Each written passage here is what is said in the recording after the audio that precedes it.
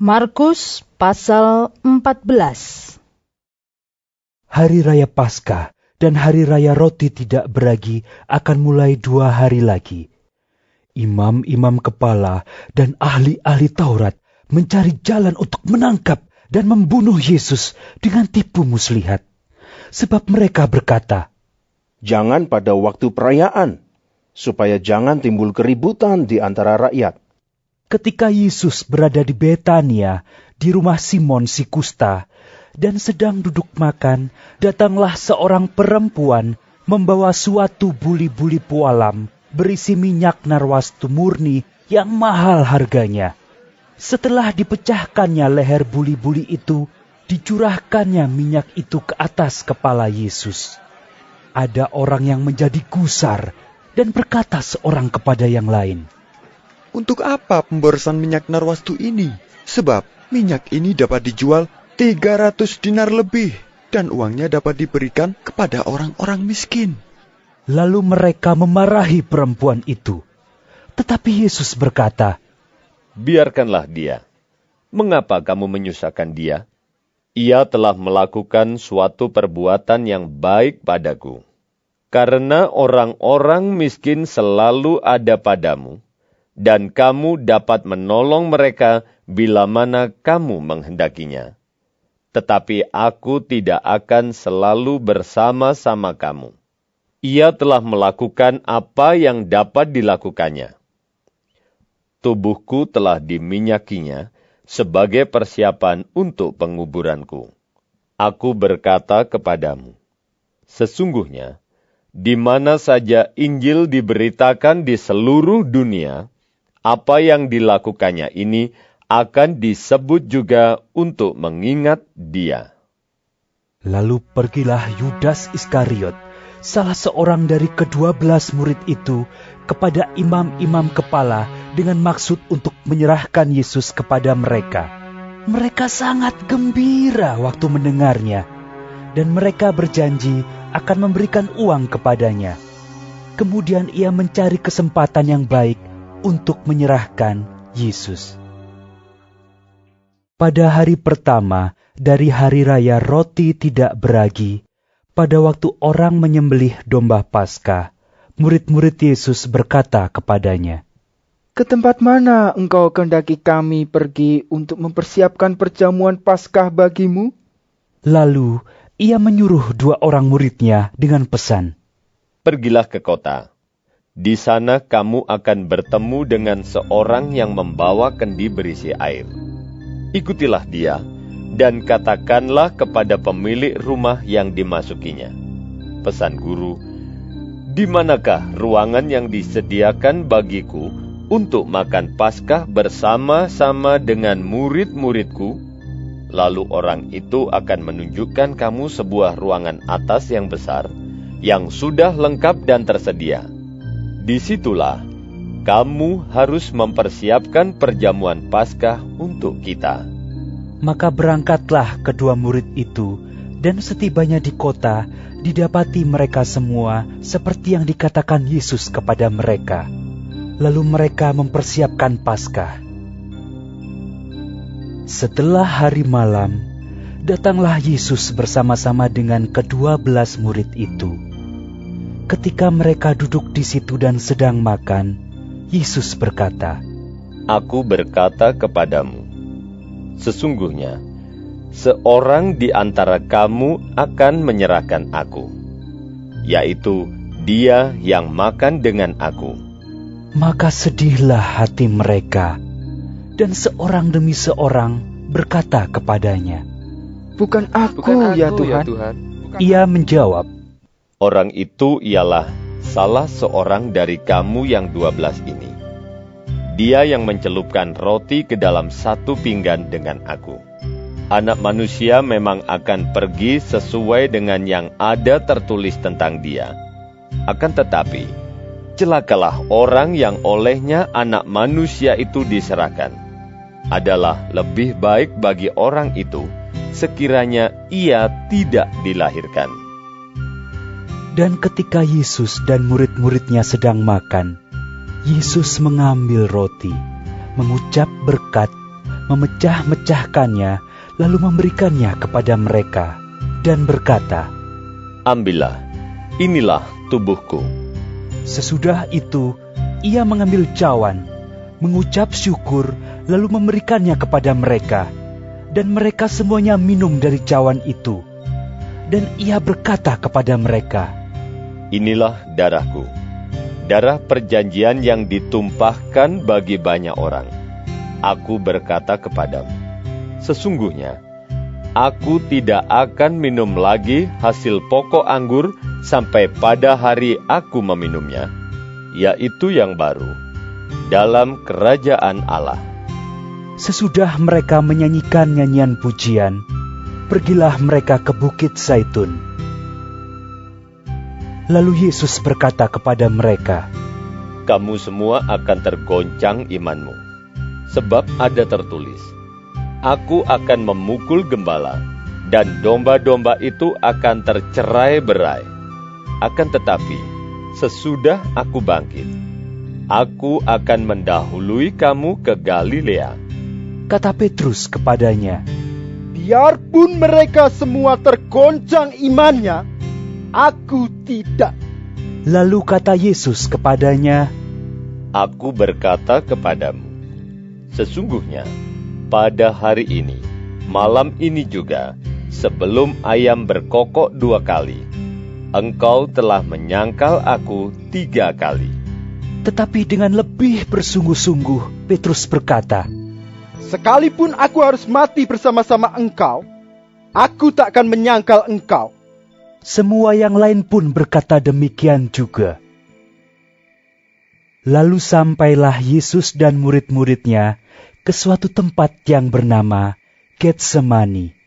Kata Yesus kepada murid-muridnya, "Duduklah di sini, sementara aku berdoa." Dan ia membawa Petrus, Yakobus, dan Yohanes sertanya. Ia sangat takut dan gentar, lalu katanya kepada mereka, "Hatiku sangat sedih, seperti mau mati rasanya. Tinggallah di sini, dan berjaga-jagalah." Ia maju sedikit, merebahkan diri ke tanah, dan berdoa, supaya sekiranya mungkin saat itu lalu daripadanya. Katanya, "Ya Aba, ya Bapa, tidak ada yang mustahil bagimu. Ambillah cawan ini daripadaku. Tetapi, janganlah apa yang aku kehendaki, melainkan apa yang engkau kehendaki." Setelah itu, ia datang kembali dan mendapati ketiganya sedang tidur. Dan ia berkata kepada Petrus, "Simon, sedang tidurkah engkau? Tidakkah engkau sanggup berjaga-jaga 1 jam? Berjaga-jagalah dan berdoalah, supaya kamu jangan jatuh ke dalam pencobaan. Roh memang penurut, tetapi daging lemah." Lalu ia pergi lagi dan mengucapkan doa yang itu juga. Dan ketika ia kembali pula, ia mendapati mereka sedang tidur, sebab mata mereka sudah berat, dan mereka tidak tahu jawab apa yang harus mereka berikan kepadanya. Kemudian ia kembali untuk ketiga kalinya dan berkata kepada mereka, "Tidurlah sekarang dan istirahatlah. Cukuplah. Saatnya sudah tiba. Lihat, Anak Manusia diserahkan ke tangan orang-orang berdosa. Bangunlah, marilah kita pergi. Dia yang menyerahkan aku sudah dekat." Waktu Yesus masih berbicara, muncullah Yudas, salah seorang dari ke-12 murid itu. Dan bersama-sama dia, serombongan orang yang membawa pedang dan pentung, disuruh oleh imam-imam kepala, ahli-ahli Taurat dan tua-tua. Orang yang menyerahkan dia telah memberitahukan tanda ini kepada mereka. "Orang yang akan kucium, itulah dia. Tangkaplah dia, dan bawalah dia dengan selamat." Dan ketika ia sampai di situ, ia segera maju mendapatkan Yesus dan berkata, Rabi, lalu mencium dia. Maka mereka memegang Yesus dan menangkapnya. salah seorang dari mereka yang ada di situ menghunus pedangnya, lalu menetakkannya kepada hamba imam besar, sehingga putus telinganya. Kata Yesus kepada mereka, "Sangkamu aku ini penyamun? Maka kamu datang lengkap dengan pedang dan pentung untuk menangkap aku? Padahal tiap-tiap hari aku ada di tengah-tengah kamu mengajar di bait Allah, dan kamu tidak menangkap aku. Tetapi haruslah digenapi yang tertulis dalam kitab suci." Lalu semua murid itu meninggalkan dia dan melarikan diri. Ada seorang muda yang pada waktu itu hanya memakai sehelai kain lenan untuk menutup badannya mengikuti dia.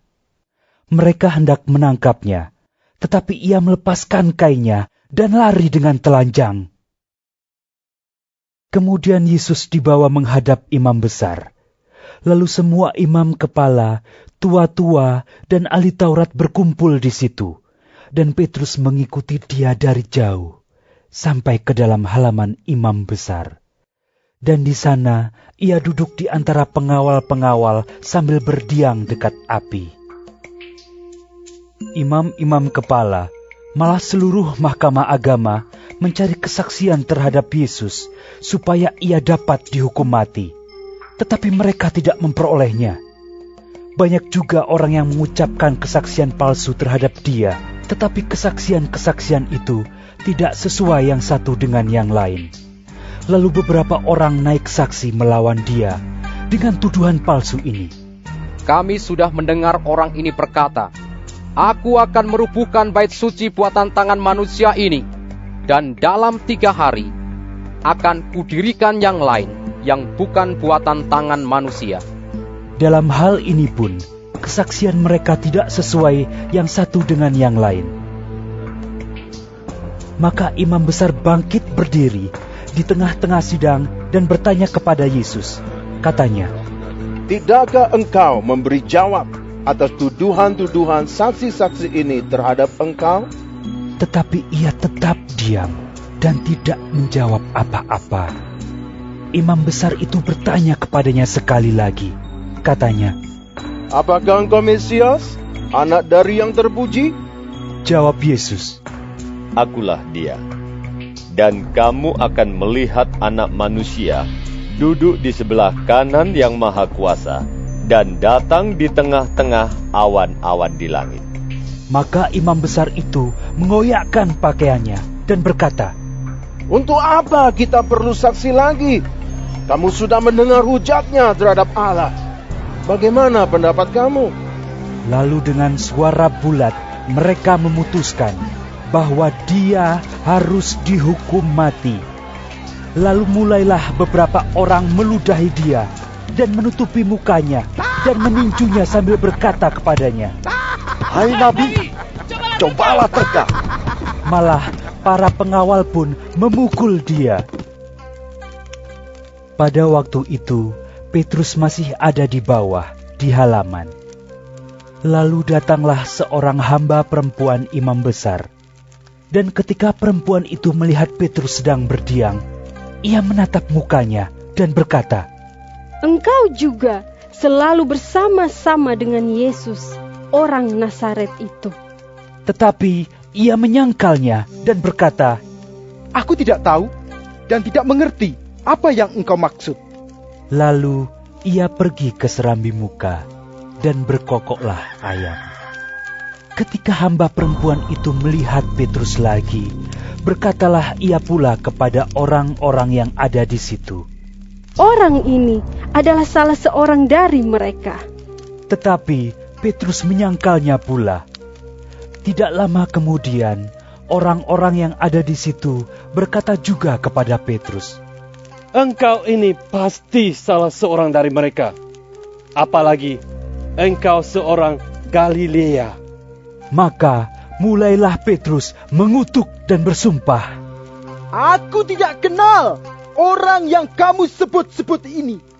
Dan pada saat itu berkokoklah ayam untuk kedua kalinya.